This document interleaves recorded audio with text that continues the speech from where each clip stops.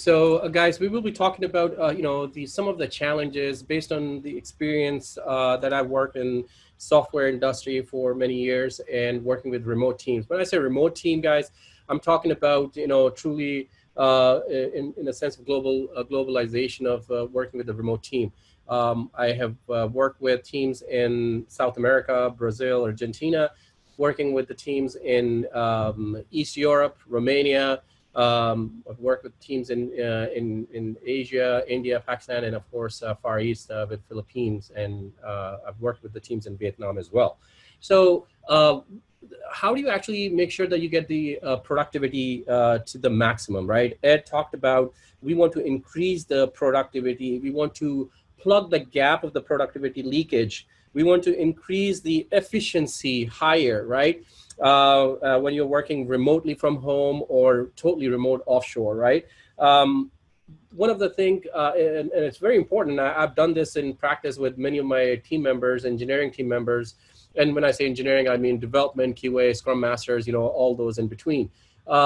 I always start with why, right? A very good book by Simon Sinek, and Ed touched based on that is, why, what, how. So is when you start talking to the teams who are working remote that, why you are doing this, that gives them the understanding and they all rally behind it. I'm sure that you guys have, heard that you want to start with why, especially in a remote settings, regardless whether you are within the US continent or whether you are across the globe working with the teams.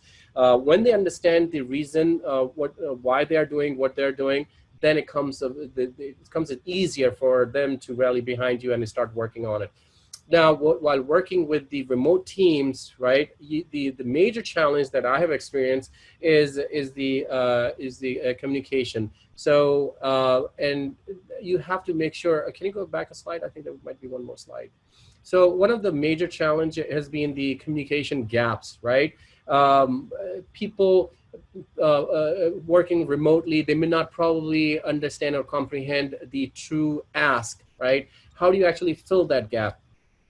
You may probably have people who may probably make wrong assumptions. You may probably say verbally informal communication in an email saying, okay, do develop this or do QA of that, whatever. But they may probably take the wrong assumptions. Again, there might be wrong stress put on some of the items. Lack of comprehension of severity and the priority of an item, that is another issue or challenge that I have seen in remote teams where people are basically not understanding, the severity or the item that has been prioritized for them. So they may probably take it a little bit casually, say, yeah, I'll get it done by tomorrow or by day after tomorrow. How do you actually stress upon them saying, no, this is really a P1 issue, and then you want to make sure that this get done by this time, right? So these are there are many more challenges to it. But I have actually just highlighted at least 3 while working in this, COVID environment where people working from remote, either, onshore or offshore remote, teams. I think this is a big issue. And how do you actually overcome this challenge? So I'm going to talk about that. Let's go to the next slide, please. So what is important is to make sure that you continuously follow the cadence of having those the communication gaps, the chasm between what is being understood and what is being relayed by the individuals and managers, is basically that chasm is as narrow as possible. Obviously, there will always be some chasm, but you want to make sure that is as narrow as possible, right? Few things that you can implement to overcome that challenge is have a cadence of meetings, right? Doesn't really have to be too long meetings, right? So you don't want to just meet for the sake of meeting, right? But you want to make sure you have the right meetings, right time, and make sure that the cadence is actually adhered to, and there are no fallbacks, right? Saying, okay, well, I'll come 5 minutes late or whatnot, or I'll miss today's, I'll meet you tomorrow. So that cadence is very important. Again, on the slide, you can see some of the important meetings that I would recommend. I have implemented in my years of experience in working remote teams is daily scrums, right? That's a pulse of your team, right? So having a quick, 10, 15 minutes daily scrum is very crucial, very important.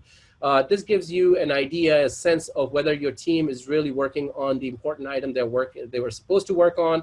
Are they taking more time, or are they stuck, right? So usually when I'm doing my daily scrums, I go through the Agile Kanban board, right? If you guys are familiar with that, that is a lifesaver, right? So you open up the Kanban board, do a screen sharing, and again, nobody is physically there, but you're virtually either doing a video conferencing or maybe just audio. Either works, but I prefer when I'm doing my daily scrums to have a video conference, because then you can see the facial expressions and stuff like that. But I understand in certain cases, people working from remote or home, sometimes they just want to do audio calls. So if you're doing an audio, in the daily scrums, then you want to open up the board, you review the board and say, okay, what did you do yesterday? What is your plan for tomorrow? Are you stuck or not? Move on to the next person. Depending on the size of your team, if you have 15 people, maybe just spend maximum, 2 minutes on talking about having that daily scrum, right? So not more than 30 minutes if you have 15 people. If you have some sidebar conversation, do it after the scrum. I'm a big fan of Mike Cohen. He's, I've read many books on Agile methodology and Scrum. So one of the things he recommended, and I'll share it with you guys, is to make sure you don't really pollute and adulterate the Scrum meetings, right? So Scrum meetings should be very crisp, right? If there is an issue, you don't really want to, drag on for like 20 minutes just discussing an item, because then a lot of other team members will probably lose their important time, which is valuable, and that might be the lost work, right? And again, productivity leakages. These are the leakages that you want to watch out for. So you have 1 or 2 minutes, each team member gets, meet them with daily on a specific time. One other thing was interesting. I was, reading on Stephen Covey, and then he mentioned that if you want to have some certain meetings, maybe you don't have to do it at the top of the hour or the bottom of the hour. You can probably do it 5 minutes after. So like 5 after 1 or 10 after 1. This basically it is a little bit odd, but he says in his book that it allows people to register the time somehow in their mind, saying, no, I have to meet at 10 after, and that would actually not slip their mind, saying, oh, I forgot the meeting. So again, just a suggestion on having those times. Following Agile using Kanban board, I kind of club those two together, the first and the two items. So we are a big avid follower of Agile and Agile methodology, and using Kanban board, we use Jira for that. Make sure that again, I've read many studies where Kanban is really effective. Agile methodology, I'm sure you guys are probably are aware of, or maybe used it in your software development. That's one of the best thing, right?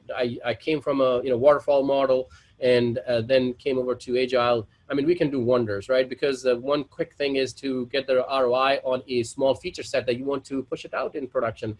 You don't really, so if you're combining and following a waterfall model, you have to wait for a whole month or 2 weeks or 4 weeks cycle, depending on your waterfall model cycle, before that one small feature that was developed in a day or half a day, before that comes to realization or you get the ROI on those, right? So with the Agile methodology, I mean, we are doing, you can do it once a week, but you can do it once a day as well.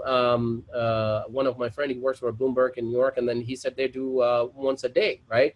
So everybody comes in, they basically look at their Agile board, they say, oh, okay, this is the task I want to pick up today, and off they go. They basically work on it, develop it, and then for that, you have to have your CI/CD, continuous integration, continuous development, automation of testing in place to make sure that 1 day cycle is actually effective. So following those Agile board is very important, and meeting on those boards on a daily basis is critical for the success of delivery of every sprint, a weekly sprint or whatever the cycle frequency.